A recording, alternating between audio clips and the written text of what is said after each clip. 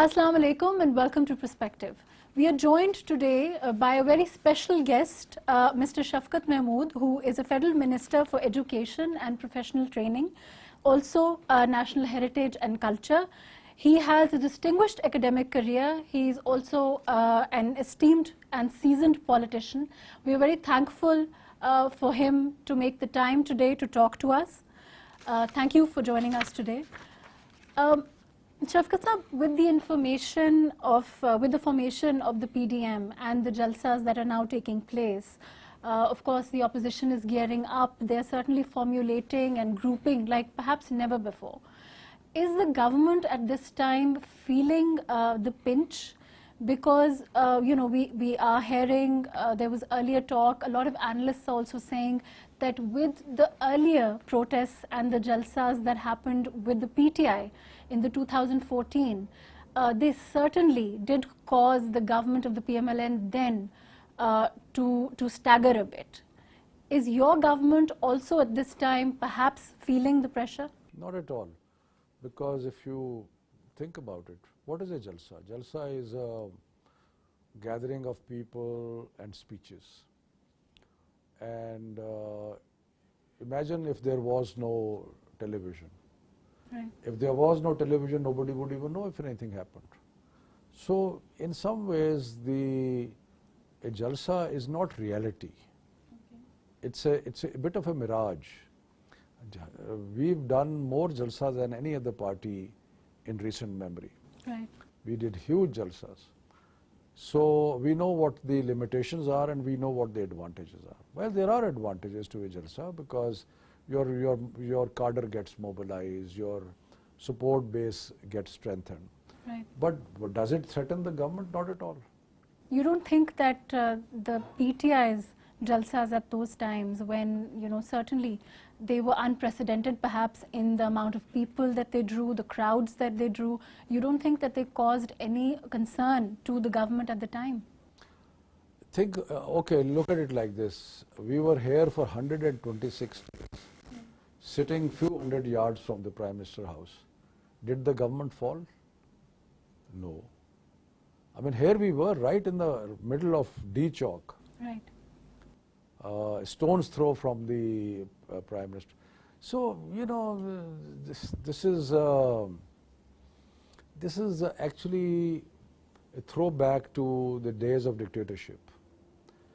Why? Because during dictatorial period, when there is complete clampdown on any kind of political activity, when there is a sizable political activity, it indicates people's unhappiness with the regime, and you can begin to say that situation is bubbling. In a democracy, on the other hand, where anybody is free to do a Jalsa, I mean today if we decide to do a Jalsa, we'll attract more people than PDM. You think so what would that mean? But you think that that's still true because considering the fact that, whatever the opposition says, whatever their narrative is, whatever your government maintains their intentions may be. But at this time, as far as on the grassroots level, to the layman, what is of concern is certainly, inflation, price hike. Do you think those things can mobilize people and those can then cause your government to weaken? Because, we've seen the Prime Minister take notice numerous times. There's certainly concern even within the government. There is no concern. But let me tell you, as far as public gatherings are concerned, our Secretary General, Mr. Amir Kiani, whom probably you would not even know, he's a member of the National Assembly, went to Bakkar area and that area, and he alone, and he's not a national level leader. Right. If I show you pictures of that Jalsa, it was a huge Jalsa. So if Imran Khan decides to hold a Jalsa, it will be a massive Jalsa. But what does it prove? We don't have to prove anything. I mean, let them do 100 Jalsas. Okay. You tell me, how does a Jalsa translate into a government, how does it threaten a government? Does it not mobilize the masses? Mobilize the masses in a country of 22 crore people if you are able to gather 10, 15, 20,000 people, so what difference does that make? So I think we have to understand now, if there were, let's say, street demonstrations in the capital, Okay. and in the red zone or in this area, so you could argue that it is stopping the functioning of the government. When we were in D Chowk, the impact was that it had kind of semi-paralyzed the government. Right. People were finding it difficult to go to the parliament, finding it difficult to go to the offices. So in a sense, the government was paralyzed. But even then, But that is where they started with the, their whole, that did weaken the government to start of my own weakening, feeling one would is, say. Marukh, that political analysts sometimes coin things which are not there on the ground.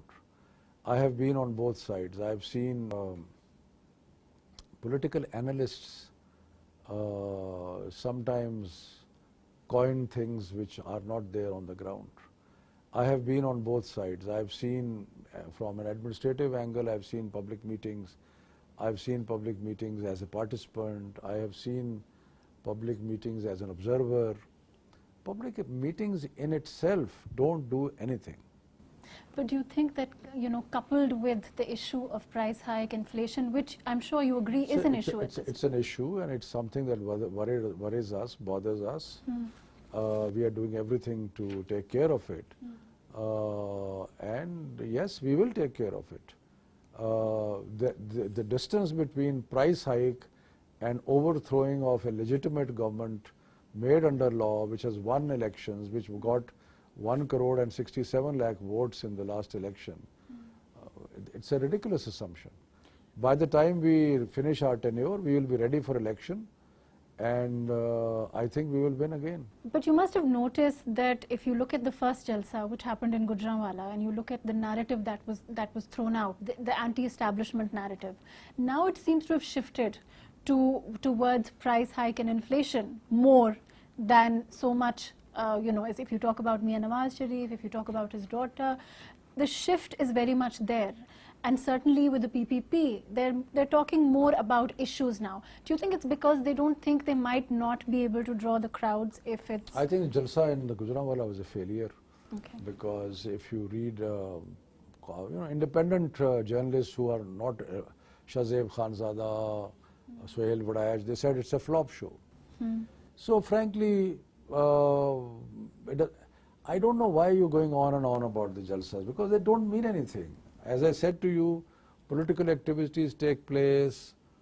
If there was a sit-in in the heart of the capital, if there was government was not able to function, you could argue that, that's a big pressure. Okay. But if there's a Jalsa in Quetta, there's a, if you go back a few years, I don't know whether you were looking at politics very closely, but we did innumerable Jalsas.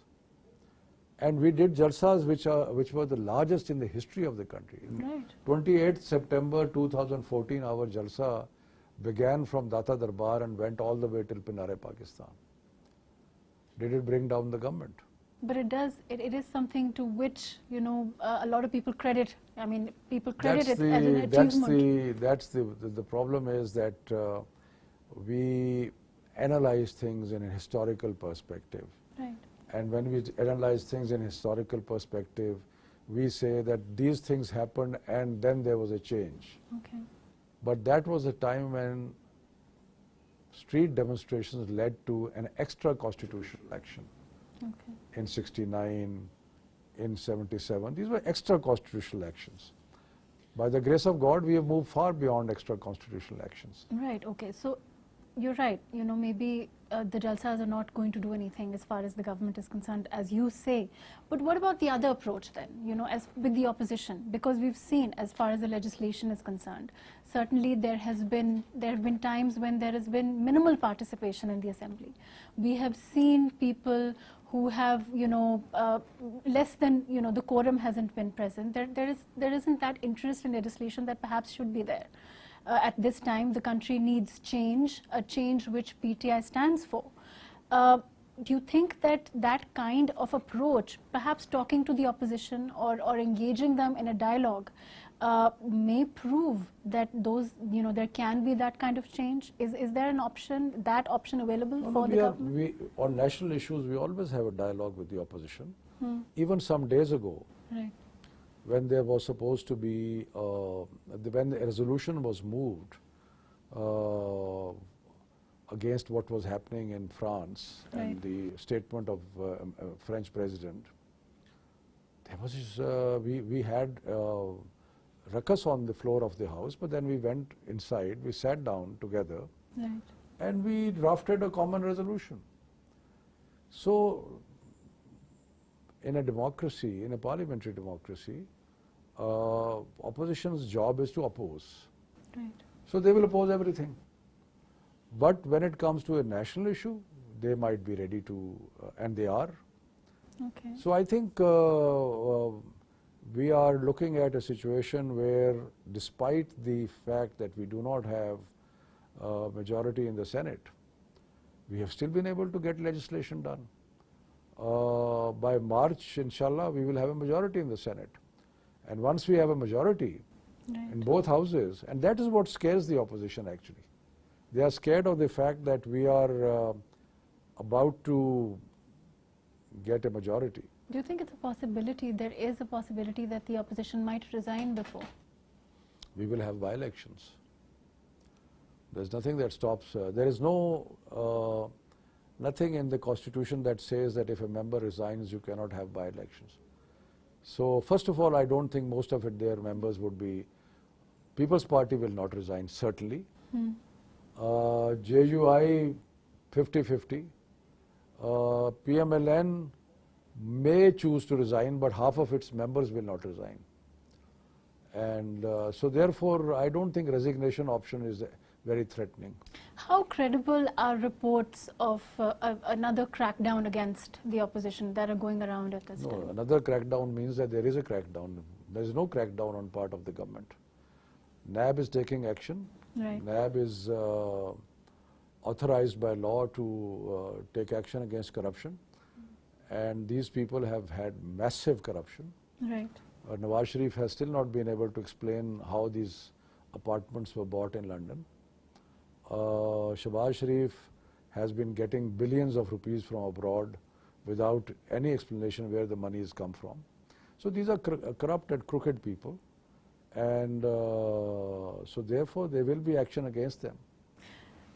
Do you think that there is possibility of Mian Nawaz Sharif Sahab actually being brought back? Because the Prime Minister seems adamant that he will be brought back. According to British law, anybody who's convicted of an offence for a term of imprisonment which is more than 3 years can be brought back and should be brought back. Now, if Britain does not allow it to happen, that will be against its own law. But it hasn't happened with Mr. Ishaq Dar. But Mr. Ishaq Dar is not convicted. He's not convicted. He's Isn't he an also an absconder. absconder? Yes. He's an absconder, but he's not been convicted. And there are allegations, serious allegations against him of corruption. But he ran away, but he has not been convicted as yet. Do you think that, there has always been, as far as the PTI is concerned, it certainly has, it's that one government that people have had hope in. It's that one change, the change of slogan, which caught on. And, whether the Jalsas are important or not, it certainly did spread. And you saw unprecedented people coming out, even the middle class, which, has historically never come out the way it did with PTI. The Prime Minister maintains that the institutions are now on the same page like never before. The government also, certainly. Do you think there's possibility of a social contract, of a national dialogue? There's always been talk of a financial, a higher perhaps council which is more interested in dealing with matters like perhaps finance or economy, things where, like you said, the national interest reigns supreme over all political affiliations.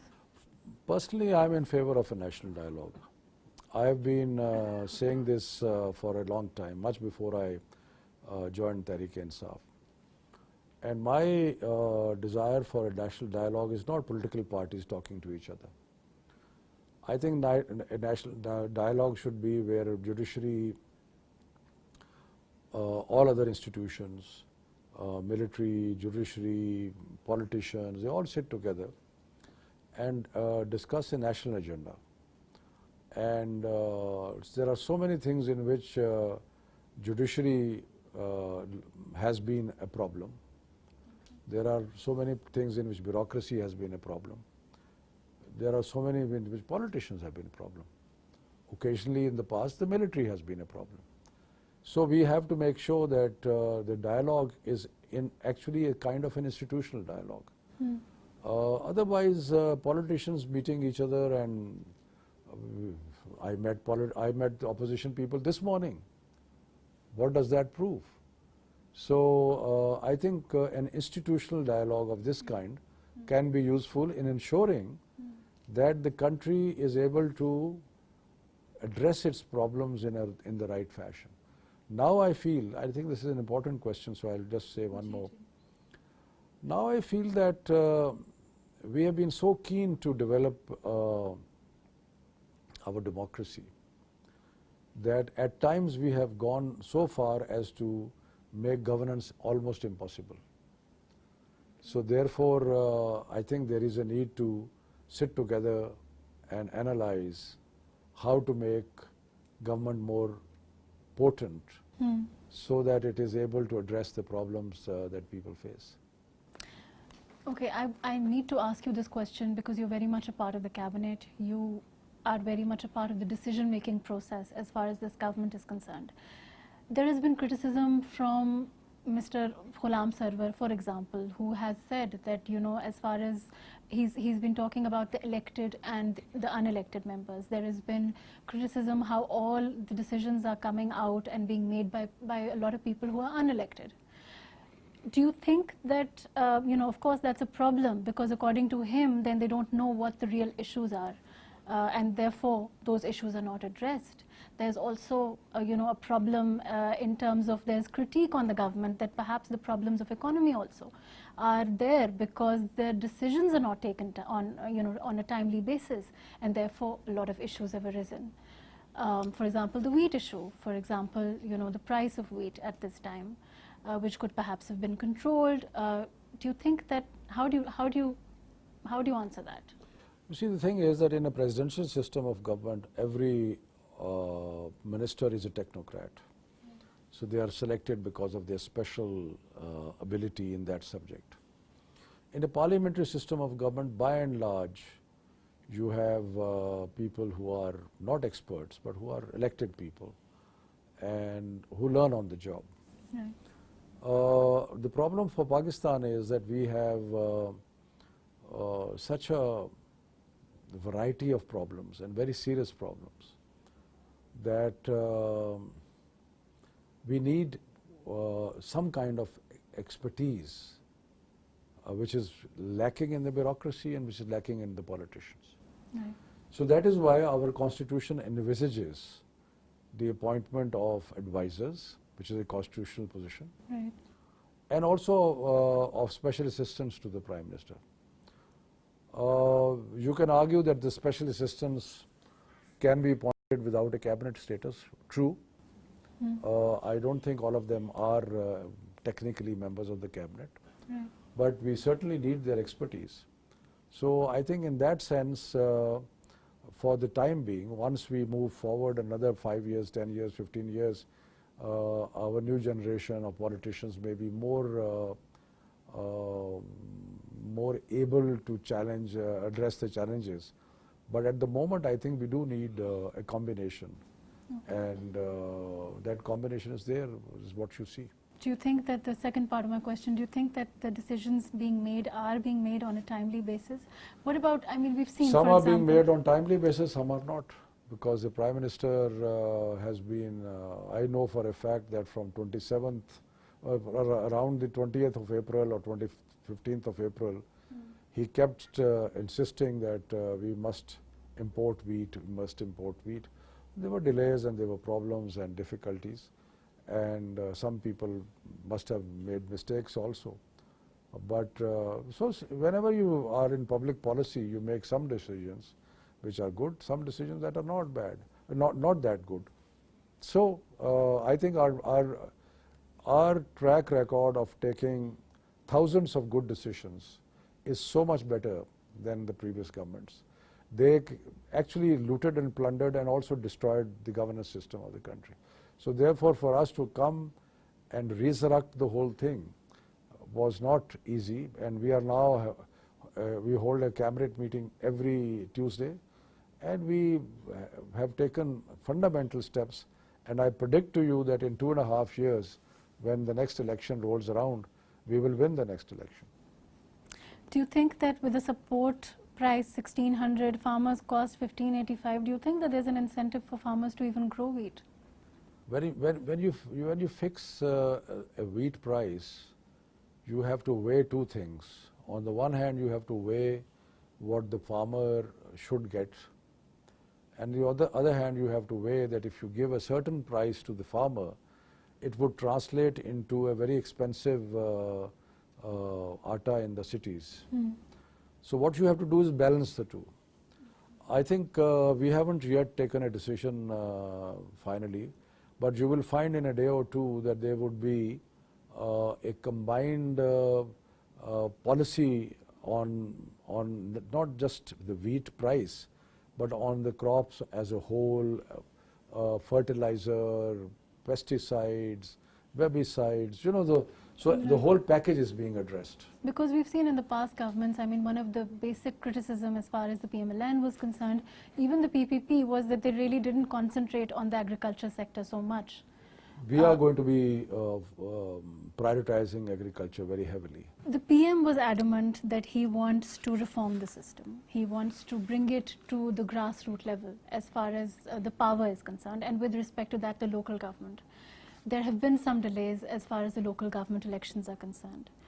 Do you think we're any closer now to having local government I think elections? that we are in Punjab, we will be able to hold elections sometimes early next year, because there were certain issues involved, and I think that we will be able to hold elections in KP also.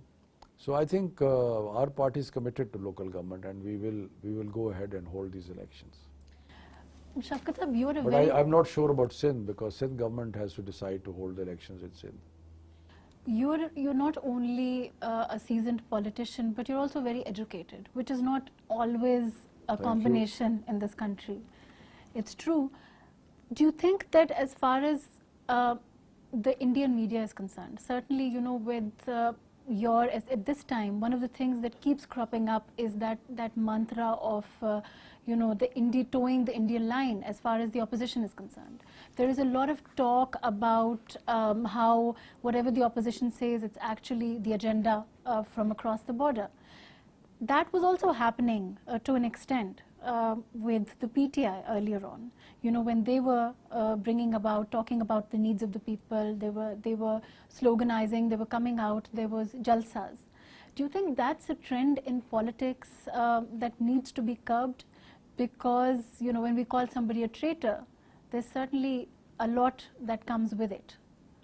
You see, I think it's important to analyze this properly. What is the Indian narrative? The Indian narrative is that Pakistan is run by the Pakistan army. Right. The Indian narrative is that army interferes in everything. The Indian narrative is that civilians are powerless and useless, and they are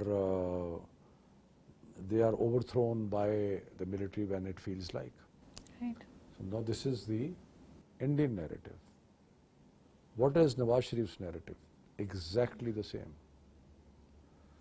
In fact, Nawaz Sharif has gone 2 steps ahead. He has started to actually identify by name people. So this is directly attacking the discipline of the army. Okay. There is of course nothing, it's a rock solid discipline, nothing will happen. But that is what he's trying to do. And that is not in Pakistan's national interest. So just because he's out of power, and he was saying things which certainly are not in the national interest of Pakistan. And the problem is, one fundamental problem in his narrative is that he is naming two individuals, whereas his track record, his own track record is that since 1993, he has fought with every army chief. In fact, before 93, okay, maybe even before that, 1991, he had problems with Mr. General Aslam Beg, he had problems with Asif Nawaz, he had problems with Wahid Kakad, he had problems with Jahangir Karamat, he had problems with Pervez Musharraf, he had problems with Rahil Sharif.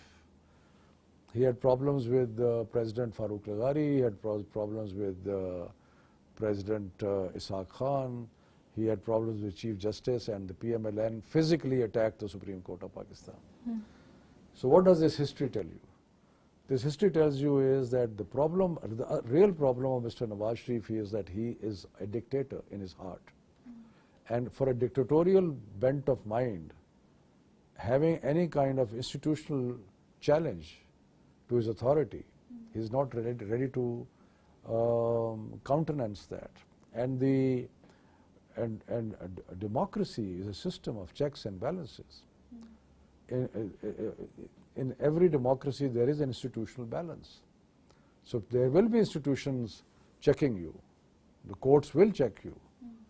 So I think Mr. Nawaz Sharif needs to learn to be a democrat before he learns to. And the sad part is that his entire narrative is really against the solidarity of this country. Then from the platform of PDM, you hear speeches from Mr. Achakzai in Urdu saying, I reject Urdu as a national language. Then from the PDM platform, you hear Mr. Noorani saying that we are waiting for the day when there will be an independent Balochistan. Whose narrative is that? So I'm not saying that they are traitors. I'm saying they are mouthing the narrative of our enemies, and that's not good for Pakistan. What about vote ko izzat do? They keep saying vote ko izzat do, vote ko izzat do, as far as the PMLN is concerned. I mean, that's where it started, and now it's become an anti-establishment, and now they also talk about other issues that they feel that concern people. Do you think that itself, when you talk about that, do you think it's going to pick up? Do you think it's something, that's going to cause people to actually reflect on the system as it's been for so long now? I mean, there's no denying that. I mean, since we are a flawed democracy. In 2013, there were about 130 some petitions against the elections. Right. We said open 4 constituencies.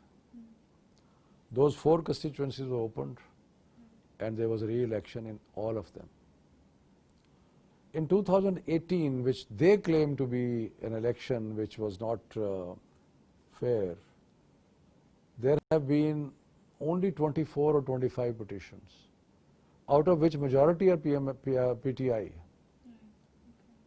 So what are they talking about? But they say they have no faith in the system.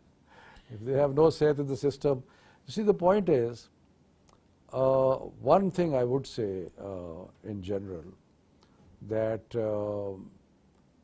since 1970, there has not been a single election which has been accepted by those who lose the election. So that is something that we should ponder. The slogan of vote ka is a ridiculous slogan, has no legs to stand on, and therefore let them try. Their Jalsa in Gujranwala, which is supposed to be their heartland, and vote ko izzat do should have resonated there, was a complete failure. So I think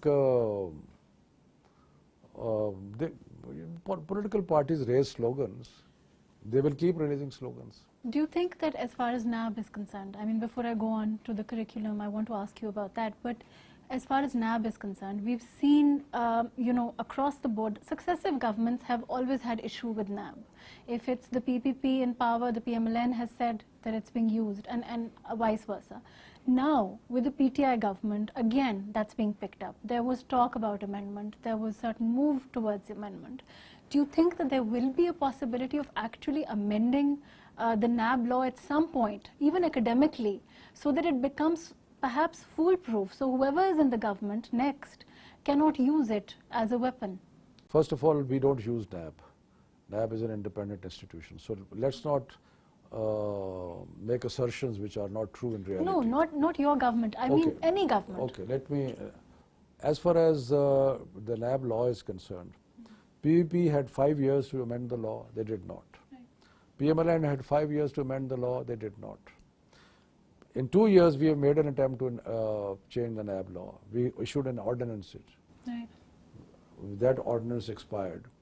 When we wanted to move an act to change the NAB law, they came up with 34 amendments which completely destroyed NAB. Right. We cannot allow that. So as far as NAB is concerned, we think that NAB has hurt our cause also. It has hurt our cause because it has arrested people and not prosecuted them properly, with the result that people have been released. Right. So that's actually spoiled the narrative of anti-corruption. This country has been looted and plundered. People need to be held to account. People who cannot explain where their money has come from. Do you think if they're given an NRO, all of this would die?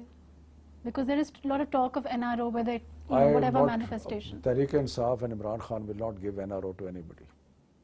But you think that's behind, as there have been assertions that that is what is the root cause of whatever the slogan may be, whether it's vote ko izzat do. The root cause is how to protect one's looted wealth, and for that to create enough noise that you try and trivialize the looting of billions of rupees.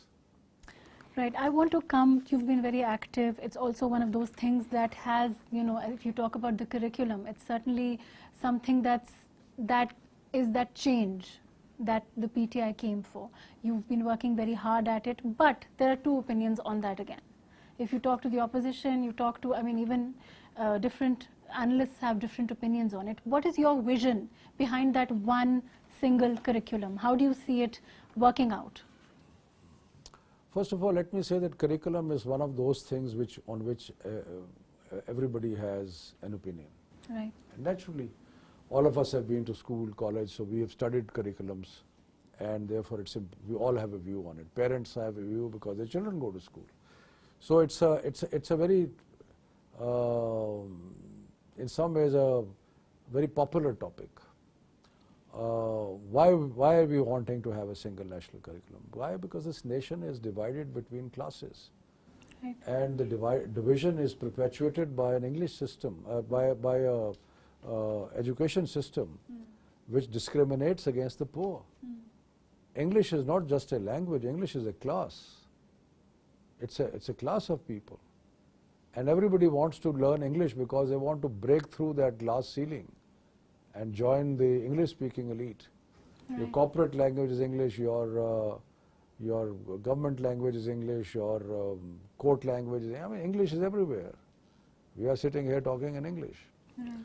So curriculum has been designed to, at least as far as learning outcomes are concerned, we should have a uniformity of learning outcomes. Okay. So therefore, it's the first time in the history of Pakistan that a curriculum is being devised which will apply to elite English medium schools, private schools, low fee private schools, government schools, madaris, you name it. Right. It will apply to everybody. So it's a historic move forward, Right. and hopefully, God willing, we will achieve it. But how will this come, how will the madrasas also follow the same curriculum? Do you think that is something, and enforce it also? Well, we have a written agreement with the madrasas. Okay. Not just verbal, we have a written agreement. And the written agreement says that all madaris will in a few years' time convert to the government syllabus. So, and that's the single national curriculum. But when you change, of course, you're right when you say that English and the importance of it, but when you change the medium of instruction. We are not changing the medium of instruction. We are actually creating a ladder system. Okay. We are going to have one of the proposals, which I think might be the proposal that most people are comfortable with, at least the elite English medium schools are comfortable with it, Okay. is that math, science and English should be in English from class 1, and general knowledge, social studies, Islamiyat should be in Urdu. We want our children to have Urdu, a strong foundation in Urdu and in English. And by the time they reach senior classes, they reach 6, 7, 8, the content of English will increase. So we are not doing away with English. We are actually going to, the only thing is the path to the English education. In fact, most of the educationists are criticizing us because they think that we are not introducing local languages, languages spoken. There are 72 languages spoken in Pakistan. So therefore, many educationists feel that early education should be in the mother tongue. So that's a point of view. Or in Urdu, but in many places Urdu is as alien a language as English. So we have tried to have a balance in between, and whereas some subjects in English and some, the elite is of course very worried because they want all subjects in English. So we have to strike a balance. But you don't think that this will pose a problem for students for higher studies when they go abroad or they want to study abroad? Why should that pose a problem? Because they'll be studying English in the senior classes. English would be, the most subjects will be in English, so why that should be, there be a problem? By the way, I've studied abroad, and there were people from Latin America, from Africa, who did not know a word of English. That's true. And they had, they learnt a bit of English. And do you think that those countries are going under because they don't know English? I think our elite has a bit of a problem with English. Well, maybe the people, our students, when they go abroad, they feel they have a little edge because... So they will continue to have that edge because we are not finishing English. Right. What about... Don't worry, relax, we are not finishing English. Coming back, the opposition keeps on saying that someone else is running the show when they talk about what's happening as far as the government is concerned. There's also, behind the scenes, the power is somewhere else. And of course, that narrative has been fueled and picked up by the opposition also. How do you answer that? I think that we should be congratulating this government that in our history, perhaps such an ideal relationship between all institutions of the state has never not existed to the extent that it does exist now. I think it's something to be celebrated, something to be happy about. I think that all decisions are taken by the government, and on defense and security matters and such kind of matters, there is a consultation as it is in any part of the world. So those who are out of power and who cannot get to terms, actually the problem with Nawaz Sharif and PMLN is they can't get to terms with the fact that they are not in power. So they wake up with nightmares, oh, we are not in power, we are not in power. So they better learn that to wait, and in 2.5 years there's going to be an election, which unfortunately they'll lose again, but they have to wait. And I think it's a good thing that all institutions of state are on the same page. As an education minister, have you faced, I mean, the chairman of the HEC also talks about the lack of funds when you talk about, even universities are facing that. Have you faced the same complaint? Are you, in the area of education? Certainly, I mean, if we look at internationally what the situation is, there is a lot that we can do. There's no denying that. You see, in the higher education, before we came in, 18 billion was spent that year on development in higher education, HEC. In our 2 years, 29 billion has been spent, 11 billion more than what the PMLN was spending. On the non-development side, the increase is less, but there is an increase. We are spending about 65 billion and hopefully by the end of the year we'll be able to get 5 billion more, so we'll be spending 70 billion, which is also far more than what PMLN was spending. Yes, prices have gone up. Because of that, there is some kind of a crunch in the universities. But many, not all, but many universities have been very responsible. Okay. You know, the ideal staff to faculty ratio should be between, in Pakistani conditions, 1:1.5 or something like that. We have universities whose staff to faculty ratio is 1:8, 1:9, 1:10. People have been recruiting like mad, and VCs have been recruiting like mad and increasing their non-development budget by crazy figures. So that does impact. If the money was being spent on faculty and research and labs and so on, I would say that's fine. But a lot of money is not being spent on this thing. You mentioned so research. it's the imbalance between, it happens in Pakistan, the government sector is always imbalanced. You take your television, PTV's staff to anchor ratio or staff to performer ratio is far more than, let's say, a private television channel. So we have to be very, very careful when we say that we basically have to reduce our non-development expenditure. But what's your vision for when you have 2.5 years to go, a little more? What is your vision for when your tenure as education minister ends? You think that what are some of the changes you envisage you will have made? I wish and I hope, and I'm working towards it, that we will have a single national curriculum from class 1 to class 12. We will have all madrasas registered and all madrasa students studying the national curriculum and taking FA, FSC exam. I hope that in skill development we are able to reorganize the entire skill sector and make sure that our skill development abilities in Pakistan are as good as any in the world. I wish that and I hope that technology and remote learning is going to become a major part of education. And I wish that our educational institutions are strong. We are moving towards establishing something called the Pakistan Institute of Education, which will do research, collect data, do assessments and training. We hope that get better. I hope that our literacy rate improves. I hope that our out-of-school children number reduces.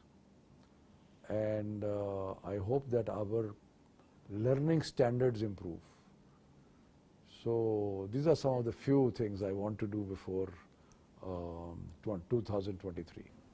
Inshallah. On that note, thank you so much for taking out the time from your very busy schedule. A lot of achievements, a lot of things that you talk about and you hope to do. Certainly we all hope and pray that this government manages to do that. As far as education is concerned, under your leadership, we get to see perhaps a better standard of education in the country. Of course, the curriculum will also be a huge challenge, and I think everyone is waiting to see it enforced and put in place. Thank you so much for joining us today on Perspective.